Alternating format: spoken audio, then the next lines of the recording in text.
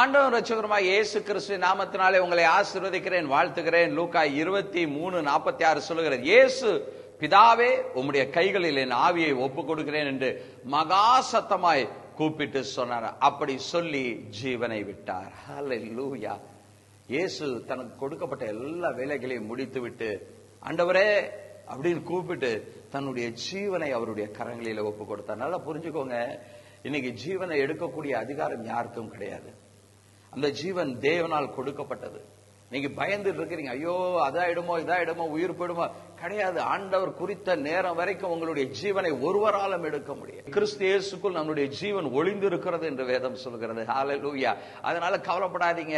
இயேசு நமக்காக வெற்றி சிறந்திருக்கிறார். அவர் மூலமாய் ஏற்படுத்தப்பட்ட அந்த வெற்றி வாழ்க்கை நாம் முழுமையாய் வாழ்ந்து அனுபவிக்கும்படியாய் இயேசு சிலுவை மரத்திலே தொங்கினார். ஹல்லேலூயா. இயேசு தனக்கு கொடுக்கப்பட்ட எல்லா வேலைகளையும் முடித்து தன்னுடைய ஜீவனை தேவனிடத்திலே ஒப்பு கொடுத்தார். ஹல்லேலூயா. இன்றைக்கு அருமையான தேவனுடைய பிள்ளைகளே, இயேசு இந்த உலகத்திற்கு அனுப்பப்பட்டு இயேசு சிலுவையிலே மரித்து உயிர்த்தெழுந்ததின் நோக்கம் இன்றைக்கு உங்களுடைய வாழ்க்கையில முழுமையா நிறைவேறி இருக்கா? யோசிச்சு பாருங்க, யோசிச்சு பாருங்க. இயேசுவின் மூலமாய் உண்டான சந்தோஷம், சமாதானம், விடுதலை, சுகம் உங்களுக்கு உண்டாயிருக்கா? அப்படி இல்லைன்னா இந்த நாள்ல இயேசுவை நோக்கி பாருங்க. this is the right time. இதுதான் சரியான நேரமாக இருக்கிறது. இயேசுவை நோக்கி பாருங்க.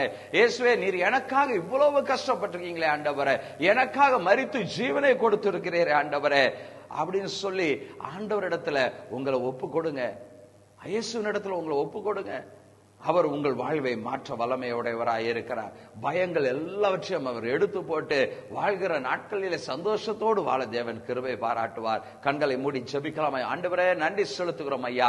இயேசுவுக்காய் நன்றி செலுத்துகிறோம். இயேசு எங்களுக்காய் ஜீவனை விட்டார். இந்த உலகத்தில் எங்களுக்காக ஜீவனை விடுறதுக்கு ஒருவர் இல்லை ஆண்டவரே. ஆனால் இயேசு மனித குலத்திற்காய் தன்னுடைய ஜீவனை கொடுத்தார் என்று நாங்கள் பார்க்கிறோம். ஆண்டவரே, நீர் கொடுத்த அத்தனை வேலைகளையும் அவர் சரியாக நேர்த்தியாக முடித்து மனித குலத்திற்கு மீட்பை பெற்று தந்து தம்முடைய ஜீவனை விட்டார் என்று பார்க்கிறோம். ஆண்டவரே, கிறிஸ்துவுக்குள்ளார எங்களுடைய ஜீவன் மறைந்திருக்கிறது என்று நாங்கள் பார்க்கிறோமே ஆண்டவரே. அப்படியா எங்களுக்கு ஜீவனை கொடுக்கும்படியாய் அவர் தன்னுடைய ஜீவனை விட்டார் என்று பார்க்கிறோம். நன்றி செலுத்துகிறோம் ஐயா. இதை நேரலையில் பார்த்து கொண்டு இருக்கிற ஒவ்வொரு பிள்ளைகளுக்கும் ஆண்டவரே, அவர்கள் வாழ்நாள் முழுவதும் சந்தோஷம் சமாதானமாய் இருக்கத்தக்கதாக கிறிஸ்து நிமித்தமாய் அவர்கள் ஜீவனுடையவர்களாய் இந்த நாட்களில் வாழ தேவன் கிருபை பாராட்டுங்க ஆண்டவரே. பயங்கள் இயேசுவின் நாமத்தினாலே விலகி போகட்டும்.